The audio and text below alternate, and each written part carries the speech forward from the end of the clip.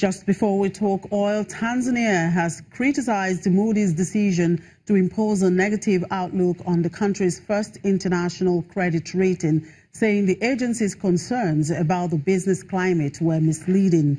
Moody's on Friday assigned Tanzania a B1 credit rating with a negative outlook, the first time the country has been given a rating by any of the big international agencies. Moody's said the negative outlook was justified by unpredictable policy making, which could affect economic growth and the ability to attract foreign investment.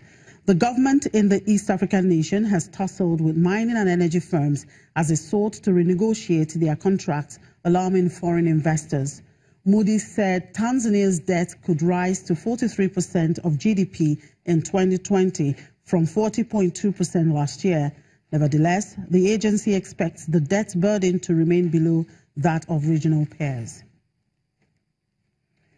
And the International Monetary Fund is confident Ghana will implement outstanding measures needed for a successful review of its $980 million aid program next month.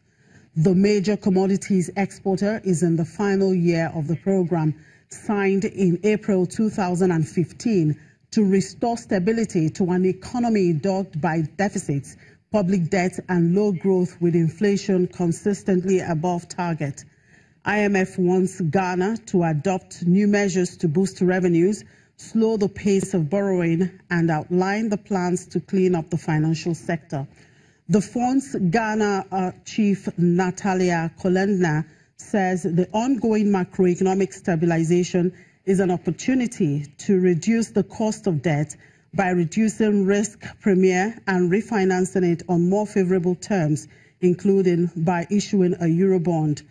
Kolendner said an IMF mission which left Accra on Thursday discussed options for revenue mobilization with the authorities, including by broadening the tax base and rationalization tax incentives. National Bank of Kenya Limited, which has the biggest bad loan book in the Kenyan banking industry, is considering closing some of its 85 branches to cut costs. Lenders in East Africa's biggest economy are being forced to lower expenses after a government-imposed cap on commercial lending rates impaired their ability to provide loans, and as consumers embrace digital banking, including Safaricom Limited's M-Pesa platform. NBK will make a decision early in the second quarter on the number of outlets it will shut. NBK, in which the Kenyan Treasury and the state-run National Social Security Fund own a 64% stake, had the worst non-performing loan book in Kenya in the third quarter at 44% of total loans, while Cooperative Bank of Kenya Limited, the third biggest Kenyan bank by market value, has the lowest ratio at 6.4%. And let's talk oil now. Prices extended gains today for the fifth straight day, underpinned by robust demand forecasts and prospects for informal contacts sought by OPEC with U.S. shale oil producers at a key industry meeting in Houston this week. International benchmark Brent crude futures climbed to $65.73 per barrel, up 19 cents. U.S. West Texas Intermediate crude futures advanced to $62.74 a barrel, up 17 cents. The International Energy Agency also said on Monday that global oil demand was expected to grow in the next 5 years, while output from producers in the Organization of the Petroleum Exporting Countries would rise at a much slower pace. And I would go to metal markets. Gold prices edged up early today on a softer dollar amid worries about a global trade war, even as U.S. President Donald Trump faced pressure from political and trade allies over his plan for steel and aluminum tariffs. Spot gold was trading up 0.2% at $1,322.88 per ounce. U.S. gold futures for April delivery rose 0.3% to $1,323 per ounce. And let's talk rice commodities. Now, locally produced rice is underserved nationwide as a result of low production from growers and millers. To change this development, the Presidential Task Force on Rice meets in Lagos to dialogue with dealers, raising issues of pricing and smuggling gaps. Since the effects of low oil price hit the Nigerian economy in 2014, the need to diversify through agriculture has been on the front burner.